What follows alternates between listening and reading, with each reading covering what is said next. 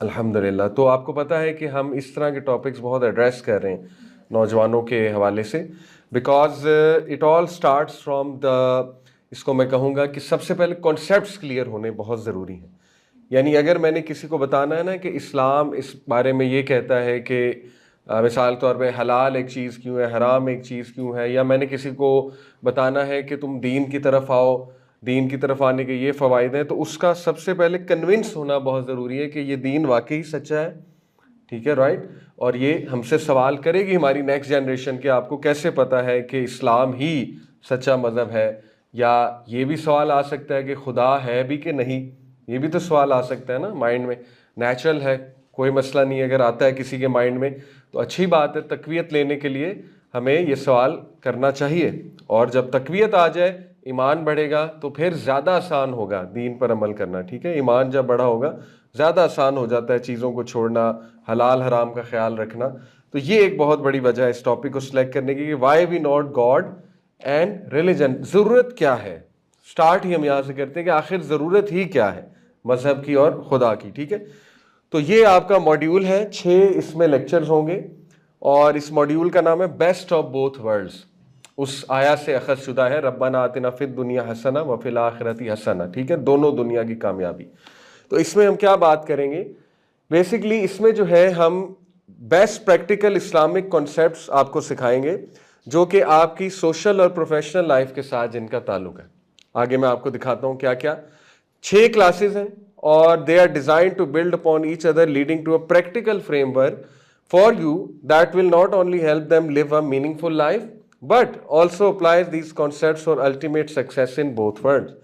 जैसे आज का टॉपिक वो बहुत ही बेसिक कॉन्सेप्ट से शुरू हो रहा है कि आखिर ज़रूरत ही क्या है मज़हब की और खुदा की।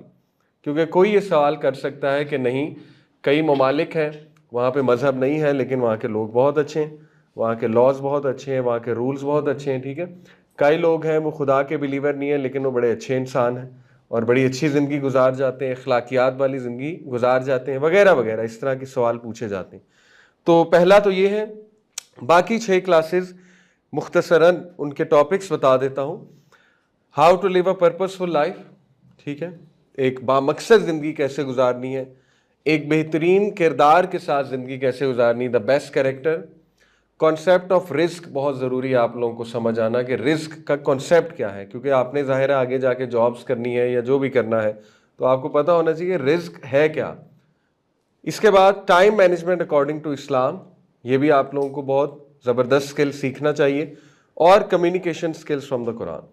तो अगर आप गौर करें तो इसमें अल्हम्दुलिल्लाह आपकी एक पर्सनल इंडिविजुअल प्रॉब्लम्स भी एड्रेस हो रही हैं, और प्रोफेशनल लाइफ, सोशल लाइफ से रिलेटेड भी आपको ट्रेन किया जाएगा इंशाल्लाह। ठीक है, तो ये 6 क्लासेस हैं। So now coming to the main topic. देखिए, सबसे पहले कुछ बैकग्राउंड इस दुनिया का कि हम जिस दुनिया में रह रहे हैं उसके मसाइल क्या हैं। इसके लिए 3 किताबें मैं हमेशा रिकमेंड करता हूँ। ये किताबें आप रिकमेंड कर सकते हैं उन लोगों को जो ये समझते हैं कि दुनिया में कोई मसला नहीं है और सब कुछ ठीक है क्योंकि मेरी लाइफ ठीक है। ज़्यादातर लोग अपने एंगल से देखते हैं कि चूंकि मेरी लाइफ सेट जा रही है तो इसलिए कुछ भी ख़राब नहीं है दुनिया में। लेकिन सच बात ये है, ये देखिए, ये वेस्टर्न थिंकर्स की ही किताबें। एंगस डेटन जो है ये नोबेल प्राइज़ विनर है, नोबेल प्राइज़ विनर इकोनॉमिस्ट है, ठीक है, अमेरिका के। तो इन्होंने 3, ये जो 2 किताबें हैं इनकी, पहली 2 डेथ्स ऑफ डिस्पेयर और द ग्रेट एस्केप, ये अवार्ड याफ्ता किताबें हैं। ठीक है, और ये writer Nobel prize winner writer है। तो डेथ्स ऑफ डिस्पेयर, उसमें वो बात करते हैं द फ्यूचर ऑफ कैपिटलिज्म। इसमें बात करते हैं डेथ्स ऑफ डिस्पेयर 3 है। डिस्पेयर समझते हैं, मायूसी को डिस्पेयर कहते हैं। ठीक है, तो वो कहते हैं कि ऐसी अमवात जिसमें मायूस होकर इंसान मर जाए, वो 3 है। नंबर 1 सुसाइड, खुदकुशी। नंबर 2 अल्कोहलिक लिवर डिजीज, शराब बहुत पिया जाए तो लिवर डैमेज होता है और उसके बाद डेथ हो जाती है। नंबर 3 ड्रग ओवरडोज, ठीक है, बहुत ज़्यादा ड्रग ओवरडोज हो जाना, जो कि सिंगर्स एक्टर्स में आपको पता है बहुत कॉमन डेथ है। ओके, वो ये इस किताब में आर्ग्यू करते हैं कि 21वीं सदी में डेथ्स ऑफ डिस्पेयर बहुत ज़्यादा शूट कर गई हैं, स्काई रॉकेट शूट कर गई हैं। ठीक है, क्या वजह है कि लोग डिस्पेयर से मर रहे हैं। पहले बहुत कम थी लेकिन अब ये डेथ्स बहुत बढ़ चुकी हैं। अल्कोहल कंजम्पशन बहुत हाई हो गया, एक वजह ये है। ड्रग्स बहुत बढ़ चुके हैं, और मेल फीमेल दोनों में बढ़ चुके हैं। इवन पाकिस्तान में बहुत बड़ा मसला आपको पता है, ठीक है। तो वहाँ तो फिर तबाही मची है कोकेन की। आप कभी वेस्टर्न कंट्रीज के स्टैटिस्टिक्स निकालें, आप हैरान हो जाएंगे। इसी तरह तीसरी डेथ सुसाइड भी बहुत बढ़ चुकी है। वर्ल्ड हेल्थ ऑर्गेनाइजेशन के आप जाकर स्टैटिस्टिक्स देखें। अब कितना आयरॉनिक है कि जिन कंट्रीज की हम मिसालें देते हैं कि वहाँ पर मजहब नहीं है तो वो लोग खुश हैं, जब आप असल में उन कंट्रीज के स्टैट्स देखेंगे सबसे ज़्यादा सुसाइड्स भी वहाँ हैं। WHO के कभी आप स्टैटिस्टिक्स निकालें, सबसे ज़्यादा सुसाइड्स लादीनी कंट्रीज में, जहाँ पे मजहब एग्जिस्ट नहीं करता और खुदा का कॉन्सेप्ट नहीं, सबसे ज़्यादा सुसाइड्स वहाँ पर है, ठीक है। Just to name one, Denmark. Denmark में बहुत सुसाइड रेट है। और डेनमार्क की मिसाल दी जाती है कि डेनमार्क में मजहब कोई नहीं है तो देखें वहाँ पे खुशहाली कितनी है। ये भी एक टॉपिक है कि खुशहाली से मुराद क्या है, ठीक है। खुशहाली से अगर तो ये मुराद है कि सड़कें बहुत अच्छी हैं, हर बंदे के पास गाड़ी है, हर बंदे की सैलरी जो है वो बहुत अच्छी है, तो फिर तो हम मानते हैं डेनमार्क बहुत खुश है। फिर तो हम मानते हैं ऑस्ट्रेलिया भी बेस्ट कंट्री है। फिर तो हम मानते हैं कि UK भी बेस्ट कंट्री है कि पाउंड का रेट बहुत है। लेकिन खुशहाली का दूसरा पहलू भी है कि इंसान अंदर से कितना खुश है, ठीक है, रूहानी तौर पे कितना खुश है, गुनाहों से बचा हुआ है कि नहीं बचा हुआ है, पाकीज़ा ज़िंदगी गुजार रहा है कि नहीं गुजार रहा है, ठीक है, डिवोर्स रेट्स का क्या मामला है। ये भी तो खुशहाली का पहलू है ना। तो एक पहलू को ले लेना और कहना ये खुश हैं और दूसरे पहलू को बिल्कुल इग्नोर कर देना, ठीक है, तो ये भी धोखा है।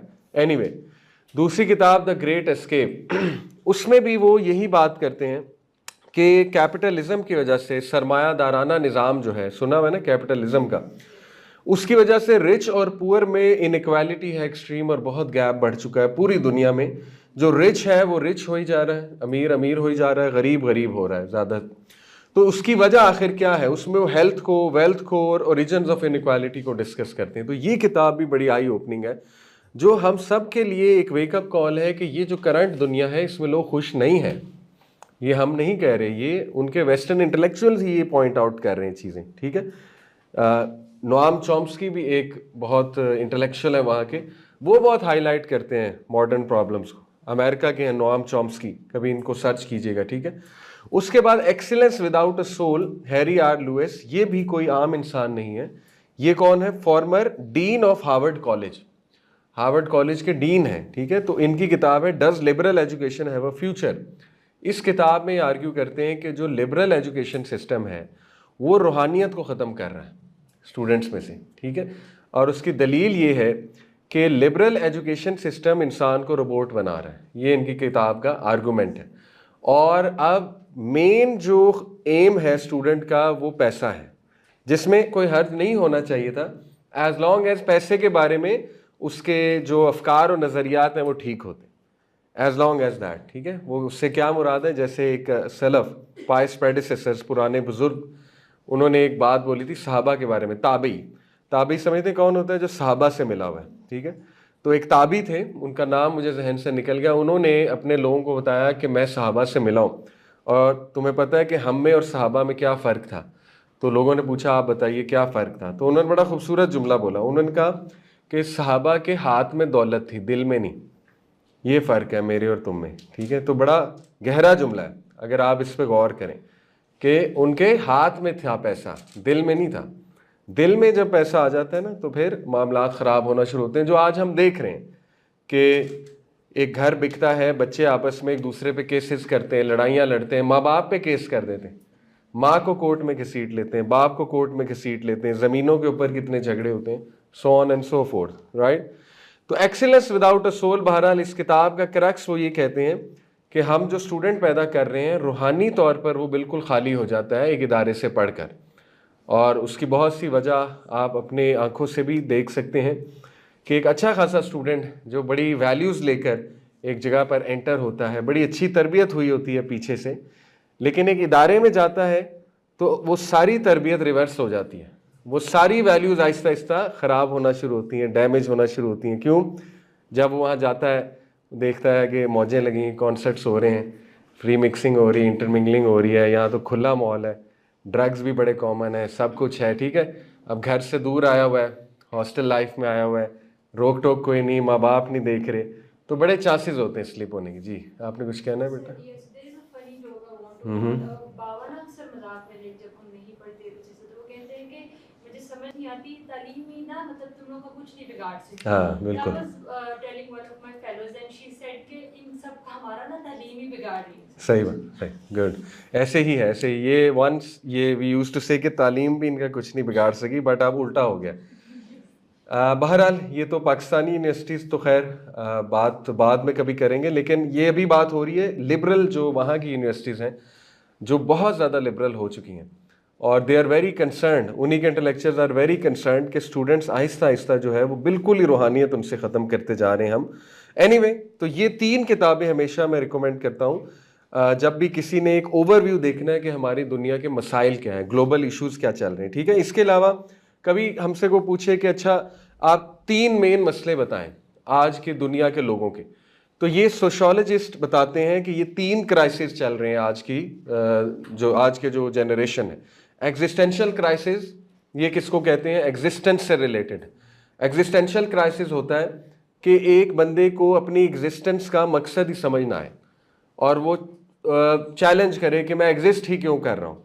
मिड लाइफ क्राइसिस भी इसको कहते हैं ना, कि एक टाइम आता है 35-40 साल में जाके कि बंदा जो है ना वो डिप्रेशन में चला जाता है कि आखिर मेरा जीने का मकसद ही क्या है। इसी तरह मॉरल क्राइसिस वो आपके सामने है, मॉरल वैल्यूज़ का एक्सट्रीम डिक्लाइन, ठीक है। यानी किसी दौर में पोइट्स, इंटेलेक्चुअल्स, राइटर्स, समझ रहे हैं, ये हमारे आइडियल्स थे। मॉरल क्राइसिस की एक झलक दिखा रहा हूँ। आज कौन है, सिर्फ पैसा कमाने वाले, चाहे उनको कोई अलिफ बे ना पता हो, ठीक है, इल्म उनके पास ना हो, कुछ भी ना हो उनके पास, सिर्फ वो पैसा कमाते हो, फॉर्चूनर रखी हो, गाड़ी रखी हो, वो आइडियल बन जाता है यूथ का। तो ये मॉरल क्राइसिस आपको नजर आ रहा है। इसी तरह आप देखें कितनी गंदी से गंदी लैंग्वेज होती जा रही है, और खैर वो तो काफ़ी अरसे से गंदगी फैल ही गई, जो वल्गैरिटी थी, इमोरलिटी थी, वो तो बहुत ज़्यादा मूवीज़ टीवी सीरीज़ में फैलती जा रही थी। लेकिन वेरी सरप्राइजिंग कि अब गालियाँ बाकायदा बॉलीवुड मूवीज़ में भी नज़र आती हैं, टीवी सीरीज़ में भी गंदी गालियाँ। यानी अब वो भी इस तरफ आ गए ना, गोरों में तो पहले एफ वर्ड और स्लैंग बहुत ज़्यादा था, लेकिन अब आप देखें आहिस्ता आहिस्ता और हमारे जोक्स एडल्ट से एडल्ट होते जा रहे हैं, डुअल मीनिंग जोक्स होते जा रहे हैं, यानी हर चीज़ को हम सेक्सुअलाइज करते जा रहे हैं। तो ये हमारा मॉरल वैल्यूज़ का डिक्लाइन साफ नज़र आ रहा है, ठीक है। और फिर झूठ, करप्शन, ये चीज़ें तो बढ़ेंगी ना, जब इंसान मॉरली डाउन होता है तो फिर दूसरी चीज़ें ट्रिकल इफेक्ट है। और मीनिंग क्राइसिस भी बड़ा इंपॉर्टेंट है समझना कि इंसानों की ज़िंदगियों से मतलब ख़त्म हो रहा है, मीनिंग ख़त्म हो रहा है, और हर इंस्टीट्यूट से हम मीनिंग को ख़त्म कर रहे हैं। देखिए एजुकेशन इंस्टीट्यूट से मीनिंग ख़त्म हो चुका है, एजुकेशन इंस्टीट्यूट एक स्ट्रिक्टली बिजनेस बन चुका है, ठीक है। और इसी तरह हॉस्पिटल्स, डॉक्टर्स के पेशे से मीनिंग ख़त्म है। हु केयर्स कि पेशेंट्स को देखना है, हु केयर्स कि किसी की मदद करनी है। भाई मैंने 1.5 करोड़ लगाया MBBS करने में, तो मेरी पहली कोशिश क्या है, 1.5 करोड़ वापस आए, ठीक है। हु केयर्स कि मैंने खिदमत खल्क करनी है, मीनिंग ख़त्म हो गया ना उस चीज़ से। लॉयर्स की फील्ड से मीनिंग ख़त्म हो चुका है। हर बंदा उसकी पहली कोशिश ये है कि जितना लूट सकूँ दूसरों को, जितनी लूट मार कर सकूँ वो मेरे लिए सबसे बेहतर है, ठीक है। तो ये चल रहा है। शादी कितनी मीनिंगफुल होती थी, आज शादी से भी मीनिंग ख़त्म कर दिया गया है, राइट। कोई मीनिंगफुल शादियाँ नहीं होती हैं, बेस्ड ऑन पेटी रीजंस होती हैं, मटीरियलिस्टिक रीजंस होती हैं शादियाँ। तो बहरहाल ये मैं कुछ झलक आपको दिखा रहा हूँ। ये 3 जो क्राइसिस हैं ये भी आप बता सकते हैं किसी को, अगर कोई पूछे व्हाट्स रॉन्ग विद अस। तो ये जो है लुबे लुबाब है, जो आज का टॉपिक है। विल ड्यूरेंट बहुत बड़ा नाम है, ठीक है, छोटा नाम नहीं है। आप कभी CSS के एग्ज़ाम देंगे ना, कभी आपका इरादा बने ब्यूरोक्रेसी में जाने का, CSS के एग्ज़ाम, फिर आपको पता लगेगा विल ड्यूरेंट कौन है। ये अमेरिका के एक फ़िलासफ़र हैं जिनको करंट अफेयर, जब आप CSS का सब्जेक्ट पढ़ेंगे उसमें बार बार विल ड्यूरेंट का नाम आता है, इनकी किताबें रिकमेंडेड होती हैं, ठीक है। तो विल ड्यूरेंट की किताब है हिस्ट्री ऑफ सिविलाइजेशन, जो ब्यूरोक्रेट्स को पढ़ाई भी जाती है बाकायदा। तो उनका ये कोट है कि the greatest question of our time is not communism versus individualism, not Europe versus America, not even the East versus the West, it is whether man can bear to live without God. ये है crux. उन्होंने कहा कि सबसे बड़ा सवाल इस सदी का, इस वक्त का, वो ये नहीं है कि मगरब वर्सेस मशरिक या कम्युनिज्म वर्सेस इंडिविजुअलिज्म, ना ही यूरोप वर्सेस अमेरिका, बल्कि सबसे बड़ा तुम लोगों के लिए सवाल ये कि क्या तुम खुदा के बगैर ज़िंदगी गुजार सकते हो। और द आंसर इज़ नो। और वो हमें नज़र आ रहा है कि नो, खुदा के बगैर ज़िंदगी गुजारना डिप्रेशन है। उसकी मैं आपको एक मिसाल देके समझाता हूँ। देखें, सपोज आप सबको एक कतर एयरवेज, दुनिया की बेस्ट एयरवेज इस वक्त जा रही है, उसको लगातार 8 साल से अवार्ड मिल रहा है best airway of the world. Qatar Airways में अगर आपको बिजनेस क्लास में बिठा दिया जाए, ठीक है, कभी सर्च कीजिएगा उसकी बिजनेस क्लास कैसी है। अगर आपको बिजनेस क्लास में बिठा दिया जाए कतर एयरवेज में, ठीक है, और आपको बेहतरीन सर्व किया जाए, बेहतरीन लग्जरी ट्रीटमेंट दी जाए, खाना बेहतरीन दिया जाए, लेकिन उसके बाद पायलट एकदम से ऐलान करे कि welcome aboard, this plane is going nowhere, खुशामदीद, ये प्लेन कहीं नहीं जा रहा, और जब तक इसमें फ्यूल है ये उड़ता रहेगा, और जब इसमें फ्यूल ख़त्म हो जाएगा तो ये क्रैश कर जाएगा, सारे मर जाएंगे, तो तब तक के लिए है फन। अब आप बताएं कि उस प्लेन में सारा मज़ा आपका किरकिरा हो जाएगा जब आपको ये पता लगेगा कि यार एंड गोल तो है ही कोई नहीं, चाहे मैं बिजनेस क्लास में हूँ, एंड गोल तो कुछ भी नहीं है। पहली बात, ये प्लेन ने कहीं पार्क नहीं होना, कहीं जाना नहीं। दूसरी बात ये है कि दैट्स इट, जब तक फ्यूल है चलता रहेगा, और जैसे फ्यूल ख़त्म तो दैट्स इट। अब देखें, जो लादीनियत है या दहरियापन है, एथीज़म जिसे कहते हैं, वो प्रिटी मच क्या है, ये एरोप्लेन है। हमें क्या बताया जाता है कि कोई खुदा नहीं, कोई आखिरत नहीं, झूठ है, किस्से कहानियाँ हैं, कुछ भी नहीं है, इंसानों की बनाई हुई चीज़ें, ठीक है। तो फिर तो यही स्टोरी बनी ना कि फिर हम सब एक ऐसे जहाज़ में बैठे हुए, यानी ये दुनिया एक स्पेसशिप है। If you think about it, space में फ्लोट कर रही है ना, तो स्पेसशिप है ये दुनिया पूरा एक जहाज़ है। लेकिन ये जा कहाँ रहा है? कहीं भी नहीं। No end, there is no end. और 60 साल 65 साल एवरेज लाइफ है तुम्हारी, उसमें जो कर सकते कर लो, उसके बाद फिनिश, खलास, उसके बाद सब खत्म, ठीक है। तो इस वजह से जो डिप्रेशन आती है, जो डिप्रेशन हिट होती है, कब? जब इंसान को मौत नज़र आ रही होती है, जब वो बिस्तर पे होता है आईसीयू में, तो फिर जब वो सोचता है एकदम से कि क्या वाकई कोई दुनिया नहीं आगे, दैट्स इट, अब मैं मरने जा रहा हूँ, ख़त्म होने जा रहा हूँ, मेरी कॉन्शियसनेस ख़त्म हो रही है, कभी मैंने दोबारा नहीं जिंदा होना, कोई जजा सज़ा नहीं है, nothing, it was all meaningless. ये सब जो है वो एक ऐसी जगह थी जहाँ पे नाइंसाफ़ी भी होगी, सफरिंग भी होगी, कोई नहीं पूछेगा, कोई नहीं पकड़ेगा जालिम को, कुछ भी नहीं होगा, दैट्स इट, खलास। तो आप सोचें कि वो है हिटिंग पॉइंट डिप्रेशन का, पीक का, और ये हो रहा है। ये है एथीज़म के नताइज कि उस जहाज़ में बिठा दिया जाता है जिस जहाज़ की ना कोई डेस्टिनेशन है, ना ही उस जहाज़ में कोई मकसद है, और ख़त्म होने के बाद दैट्स इट, एवरीथिंग फिनिशेस। तो दैट्स वाई इस एक मिसाल से हम समझ सकते हैं कि रिलीजन और गॉड की ज़रूरत क्यों है। क्योंकि रिलीजन और गॉड आपको वो सवाल का जवाब दे सकते हैं जो साइंस में नहीं दे सकते। साइंस आपको नहीं जवाब दे सकती मरने के बाद क्या होगा, नहीं दे सकती। इंस्ट्रूमेंट्स ही नहीं है साइंस के पास अभी मेजर करने के लिए कि मरने के बाद आखिर होता क्या है। सोल को मेजर नहीं कर सकता साइंस, करंट साइंस एटलीस्ट नहीं कर सकती सोल को मेजर। बरज़ख की दुनिया नहीं देख सकती science. Human being 3 dimensional creature है, 3 डायमेंशनल क्रिएचर को 4 डायमेंशन ही नज़र आ रही, 5th डायमेंशन नज़र आ रही, बरज़ख कहाँ से नज़र आ जाएगी? अब तो देखें ना, क्वांटम मैकेनिक्स, फिजिक्स बता रही है कि lower dimensional being higher dimension को देख ही नहीं सकता। मैं आपको मिसाल देता हूँ, आप लोगों ने इतनी मैथ्स माशाल्लाह पढ़ी हुई है, एक्स वाई जी एक्सिस, ये 3 एक्सिस है ना, 3 डायमेंशन, 2 डायमेंशन क्या, एक्स और वाई। अब देखें, आपने पुरानी 2D गेम्स देखी हुई हैं, सुपर मारियो लेट से, वो सीधी डायरेक्शन में चलता है, या सीधा जाता है या अप डाउन जाता है, वो इस साइड टीवी से बाहर नहीं आ सकता, राइट। अब इसका क्या मतलब है? इसका ये मतलब है कि सुपर मारियो यूं है, वो इस तरह नहीं देख सकता एकदम आपको मोड़ के, क्यों? उसके लिए जी डायमेंशन नहीं है, जेड डायमेंशन नहीं है, समझ रहे? आप देख सकते हैं उसे बाहर से, आप ऊपर से भी यूं झांक कर देख सकते। लेट्स से एक डब्बा है, 2 डायमेंशनल डब्बा है, उसमें एक 2D क्रिएचर है, 2 डायमेंशनल क्रिएचर है। उस 2 डायमेंशनल क्रिएचर के लिए वो डब्बा जो है वो या आगे पीछे जाना है या ऊपर नीचे जाना है, दैट्स इट। उसके लिए 3rd डायमेंशन एग्जिस्ट नहीं करती।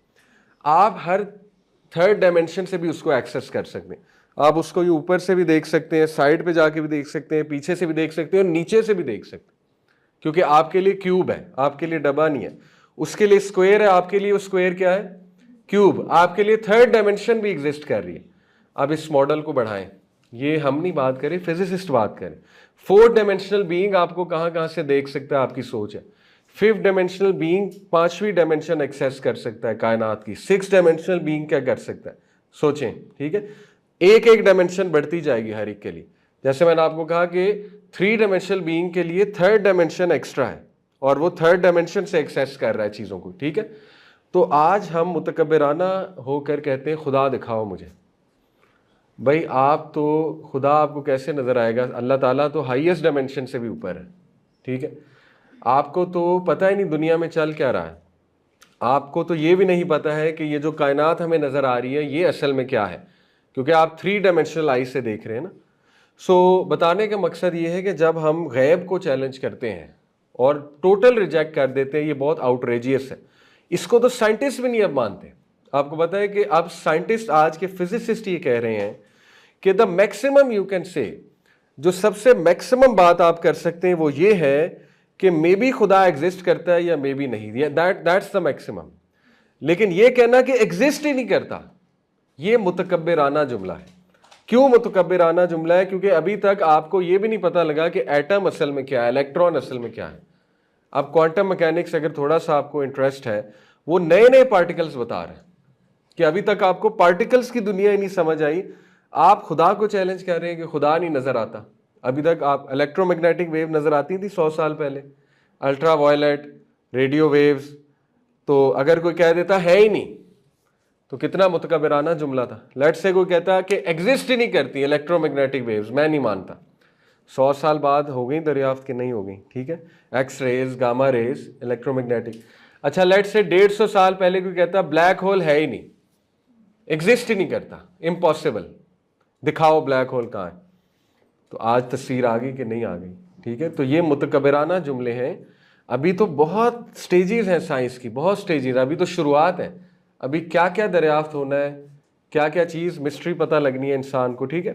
तो the maximum we can say is agnostic position. अगर कोई वाकई सवाल करता है तो वो मैक्सिमम एग्नोस्टिक हो सकता है। एग्नोस्टिक क्या होता है? जो कहता है मे बी गॉड है या मे बी गॉड नहीं है, वो बीच में रहता है। एथियस्ट पोजीशन क्या है कि है ही नहीं। तो आज साइंटिस्ट, मैंने आपको बताया, वो कहते हैं कि एथियस्टिक पोजीशन एरोगेंट है, मुतकब्बिराना है, क्योंकि वो टोटल डिनायल है।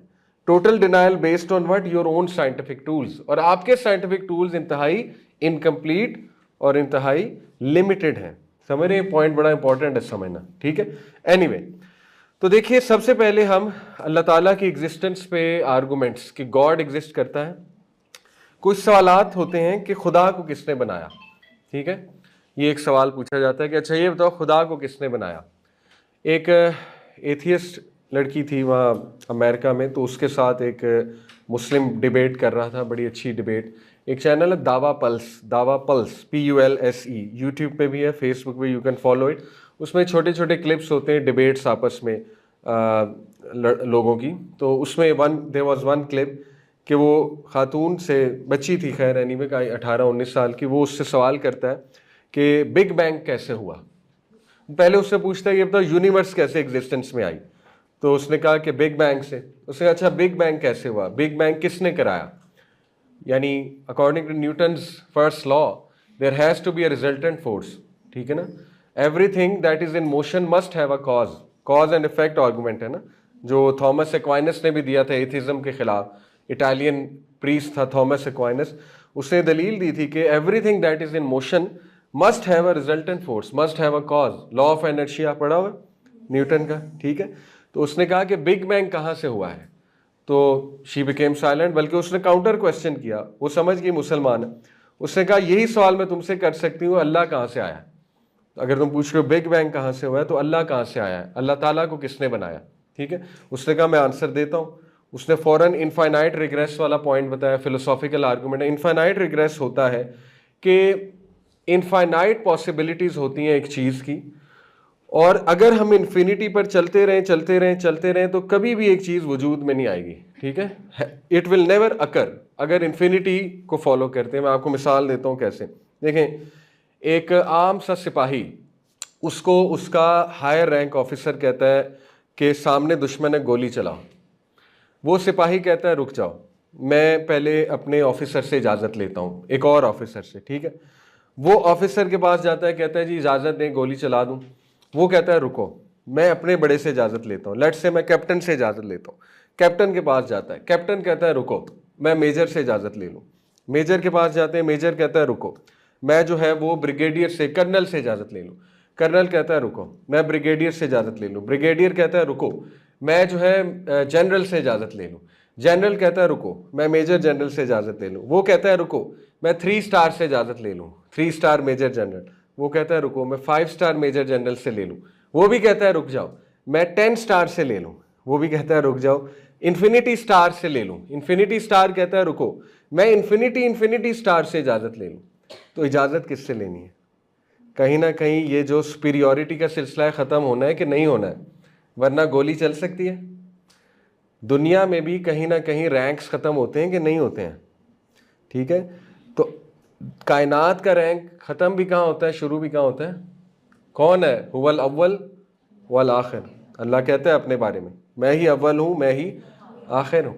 अगर अल्लाह को भी किसी अल्लाह ने बनाया नाउज़ बिल्लाह, तो फिर वो अल्लाह है।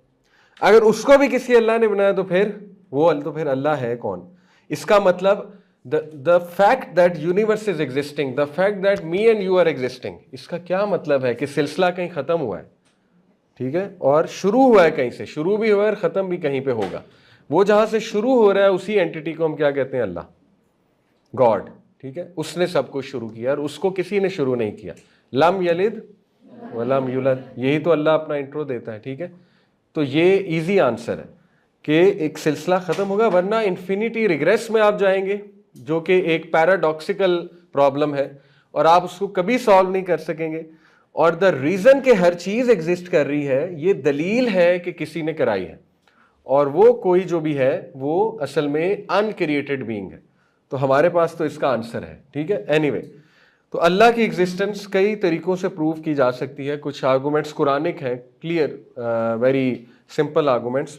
कुरान खुद दलाइल देता है अल्लाह की एग्जिस्टेंस के, 5 दलाइल देता है गॉड की एग्जिस्टेंस के। कुरान अल्लाह का कलाम है। क्रिएटर आर्गूमेंट, पहली दलील, सूरह तूर में अल्लाह कहते हैं कि इनसे पूछो कि इनको किसने बनाया है। वेरी सिंपल क्वेश्चन, ठीक है। ये कहाँ से आए हैं, इनको किसने बनाया है? या तो इन्होंने खुद अपने आप को बनाया, एक अल्लाह खुद ही आंसर करते हैं, या तो इन्होंने खुद अपने आप को बनाया है, are they the creator of themselves, या फिर इनको किसी ने बनाया है। दूसरी ऑप्शन यही है ना, या किसी ने बनाया है या इन्होंने खुद अपने आप को बनाया। तीसरी ऑप्शन क्या है कि खुद ब खुद बन गए, बाय चांस बन गए। अब आप तीनों पॉसिबिलिटीज रखें, सबसे जो वैलिड और अकल को लगने वाली पॉसिबिलिटी वो यही है कि किसी ने बनाया। इंटेलिजेंट डिज़ाइन साफ नज़र आ रहा है, ठीक है। ब्रेन को स्टडी करें, डीएनए को स्टडी करें, आप हैरान हो जाएंगे कि ये चीज़ बन ही नहीं सकती बाय चांस, एवोल्यूशन से बन ही नहीं सकता, ठीक है। तो वो किसी ने पूछा ना कि इसी तरह ये दावा पल्स चैनल पे एक और डिबेट भी थी, छोटी सी 1 मिनट की क्लिप था, उसमें वो उन्हें समझा रहा था एथियस्ट को कि आदम और हव्वा से सारे इंसान आए, एडम एंड ईव से। उसने कहा मैं नहीं मानता। तो उसने कहा कि चलो पीछे जाओ, पीछे, कि तुम्हारे माँ बाप से पहले कौन था, तुम्हारे दादा, उससे पहले कौन था, तुम्हारे परदादा, जाते जाओ जाते जाओ जाते जाओ, पीछे तक जाओ, एंड तक जाओ। वो गया एंड तक। उसने कहा अब ये बताओ कि एंड में क्या बचा। तो वो उसे मानना पड़ा एक जोड़ा, ठीक है। एक जोड़े से सब स्टार्ट हुआ ना, बंदर से तो नहीं हुआ, उसे मानना पड़ा, ठीक है। बंदर से भी अगर हुआ है, सपोज बंदर से भी अगर हुआ है, तो बंदरों से क्या बना था? इंसान बना था ना, तो वो एक जोड़ा तो था, तो उसे मानना पड़ा एक जोड़ा था उनका, बस वही है आदम और ईव, डिबेट ओवर। समझ आई? यानी उसको मानना पड़ा कि एक जोड़े से ही स्टार्ट हुआ है। तो यही बात है। तो एनीवे, क्रिएटर आर्गूमेंट है कि तुम्हें बनाने वाला कौन है, इस पे सोचो। अगर तो तुम आंसर कर सकते हो कि बनाने वाला कोई नहीं है तो दलाइल दो। ये अल्लाह का आर्गूमेंट है। दूसरा आर्गूमेंट है फितरा आर्गूमेंट। फितरा आर्गूमेंट ये है कि तुम्हारी फितरत अंदर से कहती है कि खुदा है, तुम्हारे अंदर खुदा का सिग्नेचर है, तुम खुदा से जान नहीं छुड़वा सकते। उसकी बहुत बड़ी दलील ये है कि थ्रू आउट हिस्ट्री जब इंसानों को कोई वर्शिप के लिए नहीं मिलता, वो किसी चीज़ को वर्शिप के लिए बना लेते, सूरज को, चांद को, सितारों को, पत्थर को, गाय को, ठीक है। इसका मतलब उनके अंदर खुदा का कॉन्सेप्ट मौजूद है।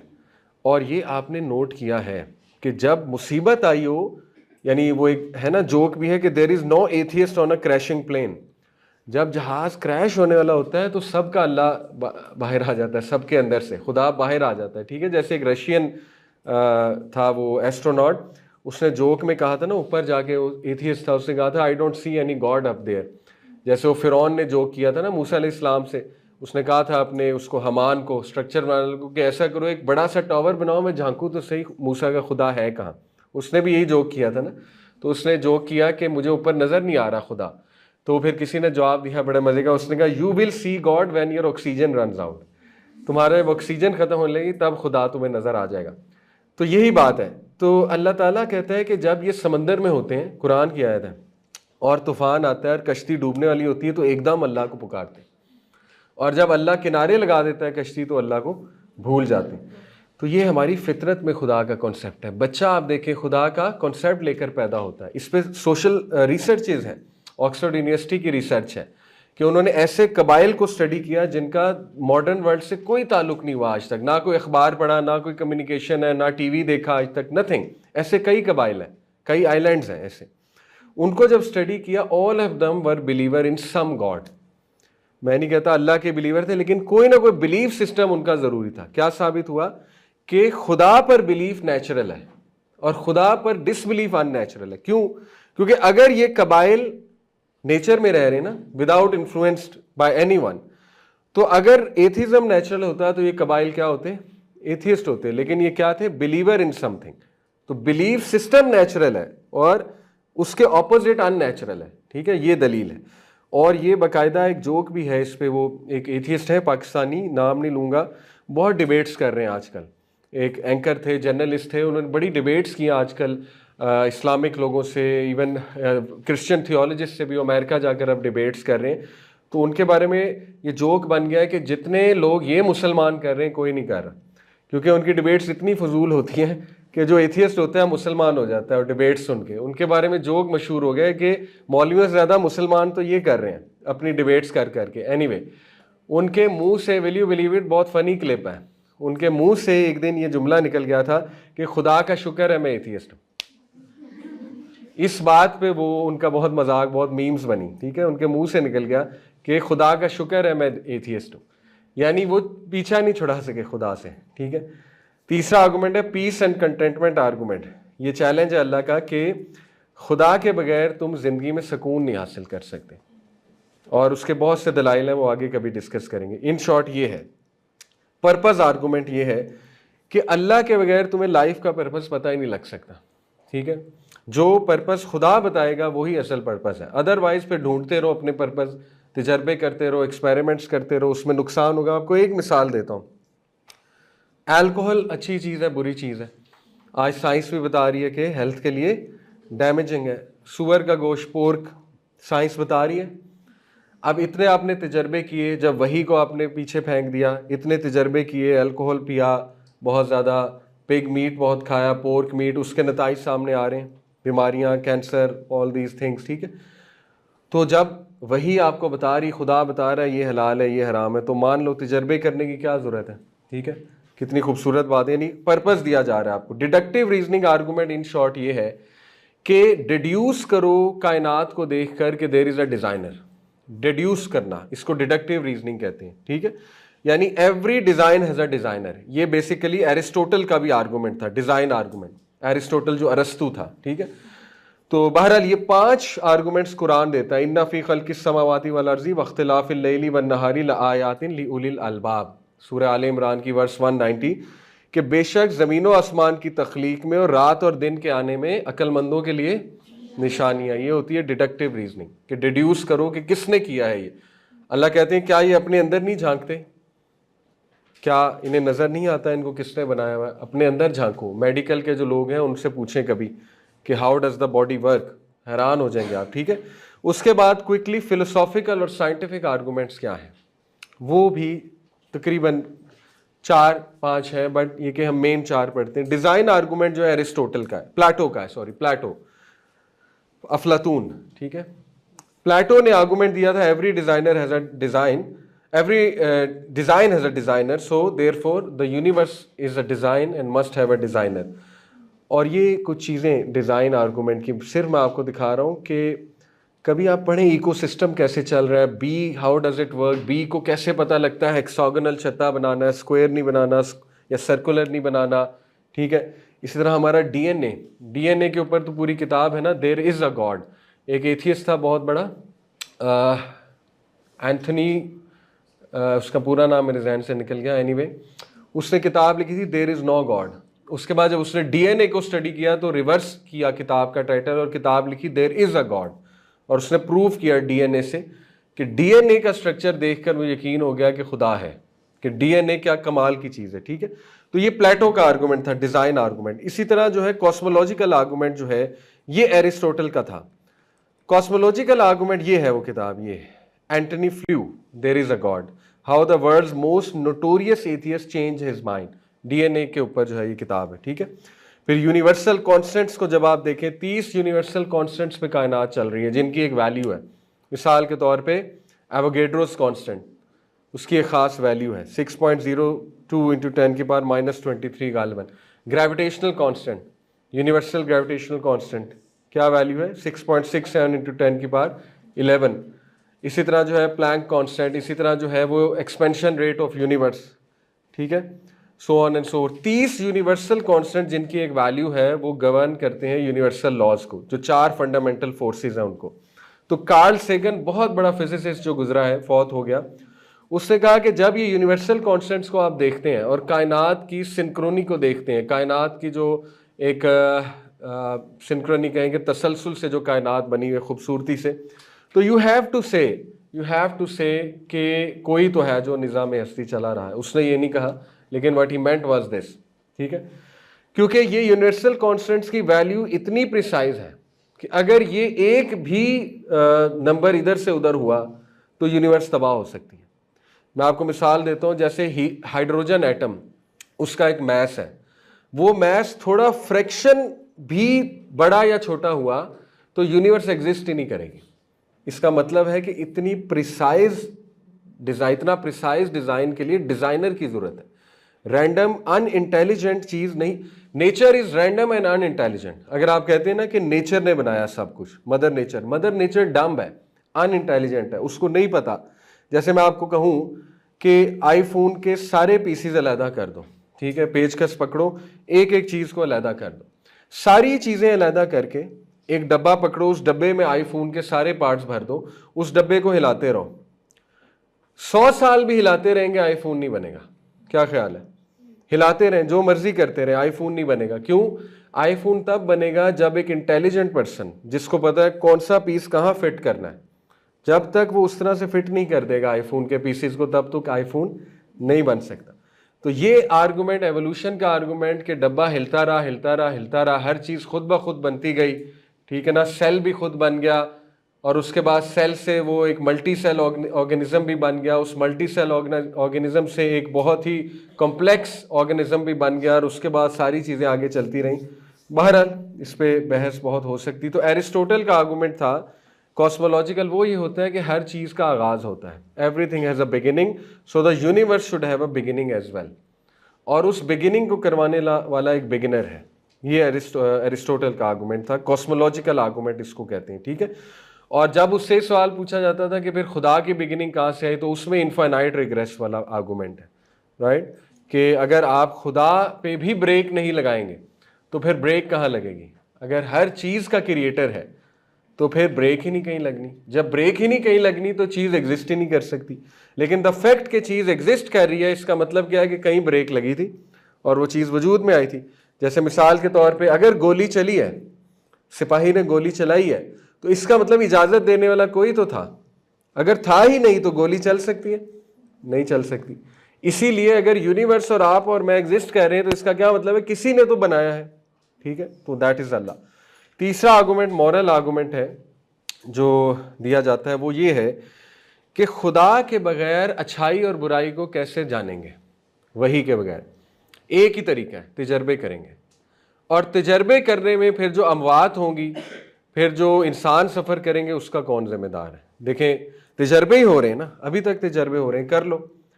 मिसाल के तौर पे मैं आपको एक दलील देता हूँ, बहुत ही क्रूड किस्म की। देखें, दहरियों से ऐसी बातें करनी पड़ती हैं क्योंकि वो बहुत टफ सवाल करते हैं, तो उनसे भी बहुत टफ सवाल करने पड़ते हैं। ठीक है, और बहुत ही क्रूड माजरत के साथ लैंग्वेज में इस्तेमाल करने लगा हूँ। आप ये सवाल करें कि साइंस के मुताबिक बहन भाई का सेक्सुअल रिलेशन क्यों नहीं हो सकता? साइंस के मुताबिक आंसर करें।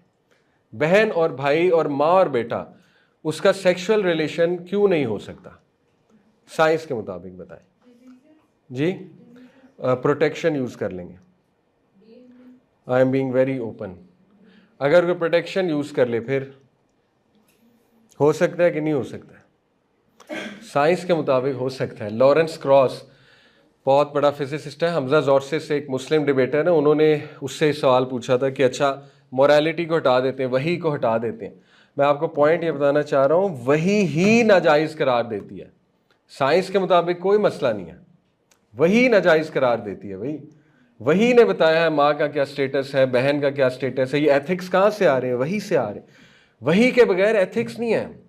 आप मुझे बताएं जानवरों के साथ जूफीलिया में क्या मसला है? जूफीलिया में क्या मसला है? अगर एक बंदा प्रोटेक्शन इस्तेमाल करता है, बहुत मैं क्रूड मिसालें आपको दे रहा हूँ। एक डेड बॉडी के साथ क्या मसला है? नेक्रोफीलिया। नेक्रोफीलिया वेस्ट में कॉमन हो रहा है, जूफीलिया वेस्ट में कॉमन हो रहा है। आज से 25 साल पहले आपने सोचा था LGBTQ जो है उसको इंस्टीट्यूशनलाइज किया जाएगा, उसके लॉज बनाए जाएंगे? आपने इमेजिन किया था? बन गए कि नहीं बन गए? पूरी प्रोटेक्शन है कि नहीं है? आपको बता रहा हूँ 10 साल बाद जूफीलिया पे लॉ बनेगा, जर्मनी में बनने जा रहा है कि जानवरों के साथ अगर दोनों का कंसेंट है, जानवर से कंसेंट आप पता नहीं कैसे लोगे, बट एनीवे अगर दोनों का कंसेंट है तो इसमें कोई मसला नहीं है। इस तरफ दुनिया जा रही है। अगर आप खुदा को निकाल दोगे ना मजहब को बीच में से, तो फिर कहाँ पे दुनिया जाएगी? इंसेस्ट में कई लोग कोई मसला नहीं समझते। इंसेस्ट होता है बहन भाई का आपस में सेक्सुअल रिलेशन, कोई मसला नहीं समझते। वो कहते हैं जैसे जानवर कहीं से भी ख्वाहिश पूरी कर लेता है तो सो व्हाट, इसमें मसला क्या है? अब आप आर्गूमेंट लाएंगे डिजीजेज हो सकती हैं, तो वो कहेंगे नहीं प्रोटेक्शन यूज हो सकती है। ठीक है, तो कैसे आप उन्हें बताएंगे कि मसला है? क्या चीज़ उन्हें रोकेगी इस चीज़ से? मजहब जो है वो मॉरलिटी बता रहा है, हलाल और हराम मजहब बता रहा है। ठीक है, और भी कई मिसालें, मैंने तो बहुत क्रूड एक्सट्रीम मिसाल दी है क्योंकि ये काबिल गौर पॉइंट है। अगर ये आप इसका जवाब ले आए तो फिर सीधी सी बात है भाई, बीवी बीवी है, माँ माँ है, बहन बहन है। ये एथिक्स है, ठीक है, और ये मॉरल वैल्यूज़ हैं। हराम हलाल अल्लाह ने बताया है कैसे चले। सॉरी, रोल कॉन्फ्लिक्ट की भी बात कर सकते हैं। वो क्या है? कि जब रोल्स ही डिवाइड नहीं होंगे, हर हाँ। जैसे डिवीजन ऑफ लेबर है, हर किसी को अपना काम करना होता है। हाँ जी, वो तो खैर बिल्कुल अच्छा पॉइंट है, अच्छा पॉइंट है। मैं यहाँ पे बात कर रहा हूँ कि अगर कोई ये कहे कि भाई मेरा जहाँ मर्जी से दिल करे मैं ख्वाहिश पूरी कर लूँ, इसमें मसला क्या है? साइंटिफिकली तो इसमें कोई मसला नहीं है ना। साइंटिफिकली आपने डिजीज़ का एलिमेंट भी दूर कर दिया, बाकी चीज़ें भी ख़त्म कर दी, तो फिर एब्सोल्युटली कोई इसमें मसला नहीं है। जैसे सेम सेक्स रिलेशन है, उसमें अगर आप प्रोटेक्शन ले लेते हो, सारी चीज़ें यूज़ कर लेते हो तो कोई मसला नहीं। लेकिन मजहब जो है वो हलाल और हराम की तलकीन करता है। इन शॉर्ट मॉरल आर्गूमेंट ये है कि खुदा के बगैर मॉरलिटी सब्जेक्टिव है। ये सब्जेक्टिविटी और ऑब्जेक्टिविटी की डिबेट है, याद रखें। सब्जेक्टिव चीज़ होती है जो कि किसी ऑब्जेक्टिव और ठोस सोर्स से नहीं आ रही है और वक्त के साथ तब्दील हो सकती है। ऑब्जेक्टिव सोर्स होती है जो कि एक ठोस सोर्स से आ रही है और वो ठोस source regardless of time and space same रहती है। That is objectivity. ठीक है, तो मोरालिटी ऑब्जेक्टिव सोर्स से ही लेंगे तो फिर ही दुनिया चलेगी। अदरवाइज सब्जेक्टिव मोरालिटी पता है क्या है? कि तुम्हारा ये दिल करता है तुम ये कर लो, तुम्हारा ये दिल करता है तुम ये कर लो, मेरा ये दिल करता है मैं ये कर लूं, और दैट्स इट। इस तरह दुनिया चलेगी। ठीक है, तो आज ऐसे हो रहा है। और इसकी क्या खूबसूरत मिसाल हमारे नबी ने दी थी। उन्होंने कहा कि नहीं अनिल मुनकर, बुराई से रोकना, उसकी मिसाल ऐसे दी जैसे सब एक कश्ती पे सवार है और कश्ती के 2 फ्लोर्स हैं। अब ऊपर वाले फ्लोर देखते हैं कि नीचे वाले फ्लोर के जो लोग हैं उनको पानी की जरूरत पड़ गई है। अब पानी खत्म हो रहा है, तो पानी लेने के लिए उन्होंने क्या किया कि कश्ती में एक होल क्रिएट कर दिया, एक सुराख, और वहां से लोटे से यूं पानी लेने लगे। अब ऊपर वालों ने जब उन्हें करते देखा तो ऊपर वालों ने उन्हें समझाया कि भाई ऐसे ना करो, क्योंकि अगर तुम ऐसे करोगे तो कश्ती डूब जाएगी। कश्ती डूबेगी तो हम भी गए और तुम भी गए। और अगर ऊपर वाले ये कहें कोई बात नहीं, हमें तो कुछ नहीं कह रहे, समझ रहे, हमारा क्या जा रहा है, हम तो ऊपर हैं, हम तो मजे में हैं, लेने दो उन्हें पानी, क्या मसला है, तो फिर भी दोनों ही जाएंगे। तो ये है असल में कि हम सब एक दूसरे पे डिपेंडेंट हैं। अभी कोई कहते हैं ना माइंड योर ओन बिजनेस, तो मुसलमान can not mind their own business. मुसलमान ने पूरी सोसाइटी को बचाना है। हमारे बच्चे तबाह हो जाएंगे अगर ये फितना ना रुका। ठीक है, आप भी डूबेंगे, हम भी डूबेंगे। कितनी खूबसूरत मिसाल हमारे नबी ने दी, सही बुखारी की हदीस है। तो खुदा के बगैर मोरालिटी सब्जेक्टिव है, मजाक है, हंसी मजाक है। वो कहेगा नहीं मुझे मज़ा इसमें आता है, फलाना ग्रुप उठेगा कहेगा हमें मज़ा बच्चों के साथ आता है। जो कि उठ रहा है, जर्मनी में पूरा एक ग्रुप है, ठीक है। इसी तरह एक ग्रुप उठेगा कहेगा हमें मज़ा एनिमल्स के साथ आता है। इस तरह एक ग्रुप उठेगा कहेगा मुझे मज़ा सेम सेक्स मैरिज में आता है। तो फिर भाई कौन डिसाइड करेगा कि हलाल क्या है, हराम क्या है? फिर तो मजाक बन गया ना, हर चीज़ मजाक है। कपड़े कौन डिफाइन करेगा कि सतर क्या है? एक छोटी सी मिसाल दे रहा हूँ आपको। अच्छा, डाइटरी लॉज कौन डिफाइन करेगा? डाइटरी लॉज कि क्या खाना चाहिए क्या नहीं खाना चाहिए, कौन बताएगा? इतनी छोटी सी बात है।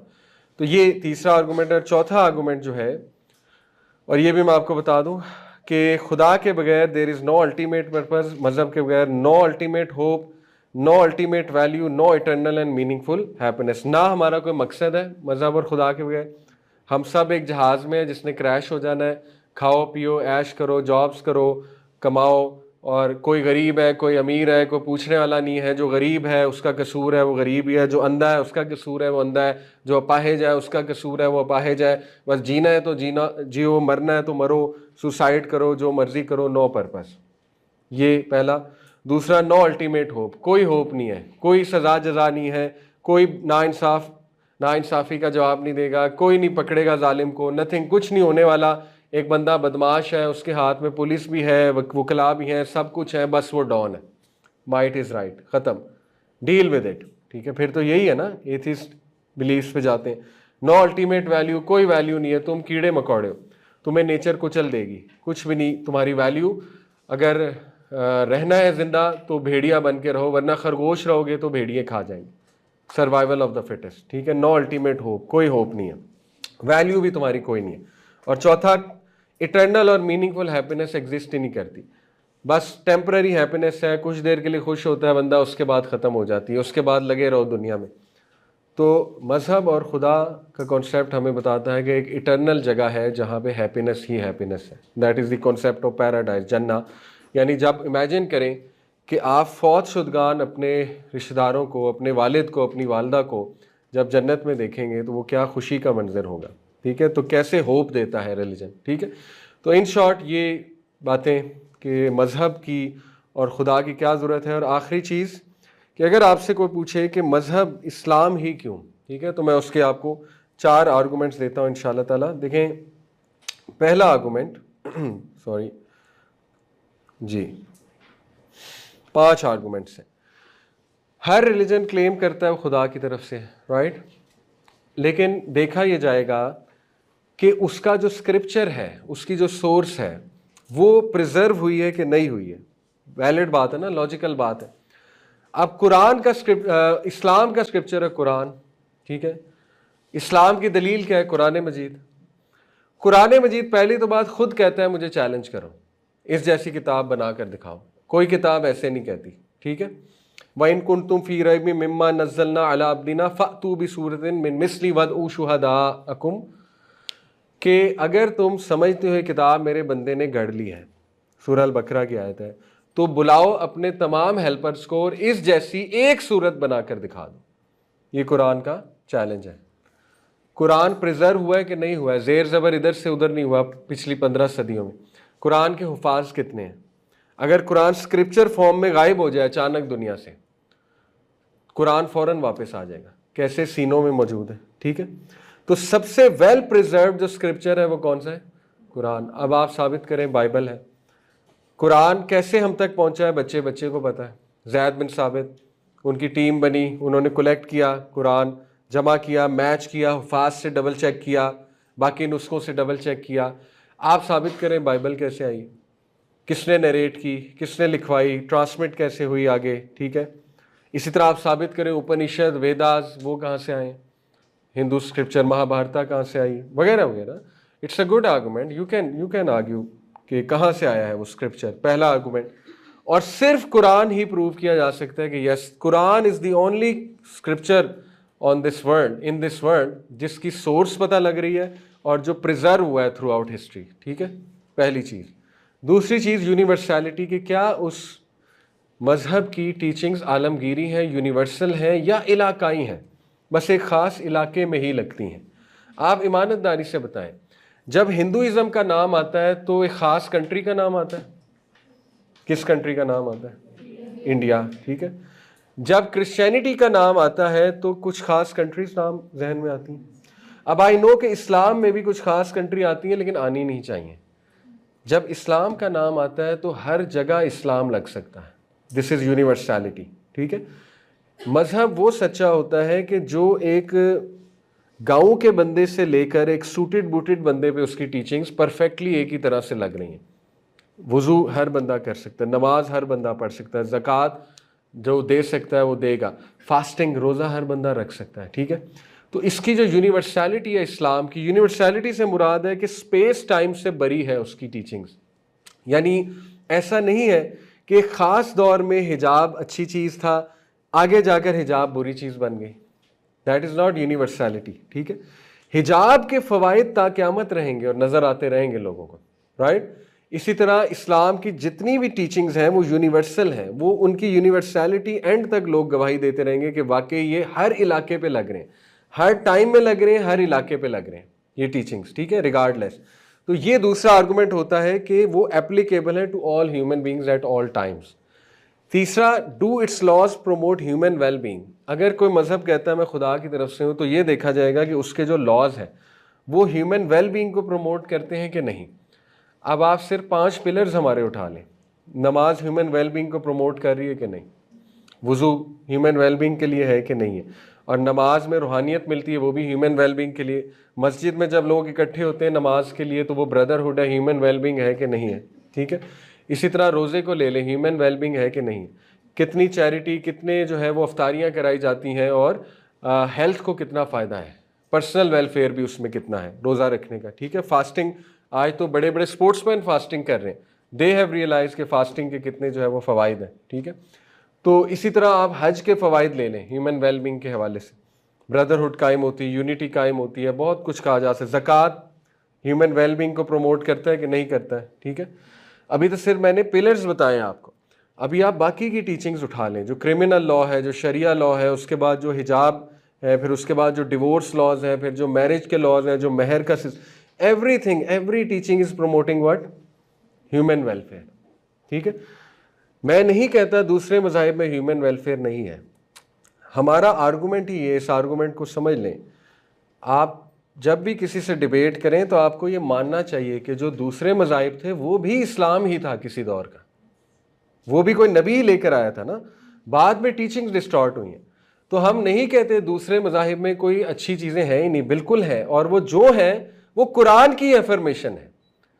जैसे एक एथियस्ट थे, उन्होंने ये प्रूव किया कि कुरान कॉपीड है, यही एथियस्ट है जिनका नाम लिया था, जिनको देख के काफ़ी लोग मुसलमान हो रहे हैं। उन्होंने आर्गूमेंट दिया कि कुरान कॉपीड है दूसरी किताबों से, वो दलाइल लेकर आए कि देखो यही बात बाइबल में लिखी हुई है, यही बात जो है वो हिंदूज़ के स्क्रिप्चर्स में लिखी हुई है, नमाज का तरीका वो ले आए, कॉपी करके ले आए, नमाज का तरीका हिंदूज़ के स्क्रिप्चर्स में भी है। तो वो जो आगे मुफ्ती साहब थे वो हंसे, वो कहते हैं कि अल्लाह तो कह रहा है सुहूफ इब्राहीम और मूसा, यही बातें पिछले सहीफों में भी हैं, ये तो कुरान को ही प्रूव कर दिया तुमने। यानी वो अपनी तरफ से लाए थे कि कुरान कॉपीड, कहते ये तो कुरान, अल्लाह खुद कह रहा है ये बातें पीछे भी हैं, ये तो दलील है कि पिछली किताबें भी कहाँ से थी। अल्लाह, नमाज तो मिलेगी हिंदू स्क्रिप्चर में मिलेगी, क्यों नहीं मिलेगी, बाइबल में मिलेगी नमाज, क्यों नहीं मिलेगी, वुजू का तरीका बाइबल में मिलेगा, क्यों, वो हज़रत ईसा लाए थे, इंजील। इस तरह तोरा में, ओल्ड टेस्टामेंट में आपको सारी बातें मिल जाएंगी। तो ये तो प्रूव हो रहा है कुरान की बात कि ये वही किताब, ये किताब कोई नई बात नहीं कह रही, अल्लाह कह रहा है कुरान में, ये तो वही बातें हैं जो पुरानी किताबों में लिखी हैं। तो हमारा आर्गूमेंट है कि तमाम मज़ाहिब इस्लाम की बिगड़ी हुई शक्ल है, ठीक है, उनमें शिर्क आ गया, चीज़ें ऐड हो गई, लेकिन वंस अपॉन अ टाइम वो क्या थे, इस्लाम था। तो हम नहीं कहते कि बाकियों में ह्यूमन वेलबींग की बातें नहीं होंगी, लेकिन वो जो भी हैं वो अंबिया की ही बातें। लेकिन सबसे ज़्यादा ह्यूमन वेलबींग को जो मज़हब प्रमोट कर रहा है प्रैक्टिकली, वो क्या है, इस्लाम। ये आर्गूमेंट है, ठीक है हमारा। उसके बाद सेकंड लास्ट है कि क्या खुदा के बारे में इसकी टीचिंग्स क्लियर है या कंफ्यूजिंग है। अब आप खुदा का तस्वुर उठाएं बाकी मज़ाहिब में तो without any disrespect you will get confused, और इस्लाम का उठाएंगे आप कहेंगे क्या बात है, कुल हु अल्लाहु अहद, अल्लाह एक है, प्रॉब्लम इज सॉल्व। फर्टिलिटी का गॉड कोई और है, फसलों का गॉड कोई और है, फसलें ग्रो करानी है कोई और गॉड है, औलाद लेनी है कोई और गॉड है, बारिश लेनी है कोई और देवी देवता है, उसके बाद जो है ना कारोबार बढ़ाना है कोई और देवी देवता है, यानी हर शोबे का मुंसलिक खुदा है, उसको खुश करना है, कुर्बानी देनी है, उससे मदद मांगनी, उसके मंदिर में जाना है।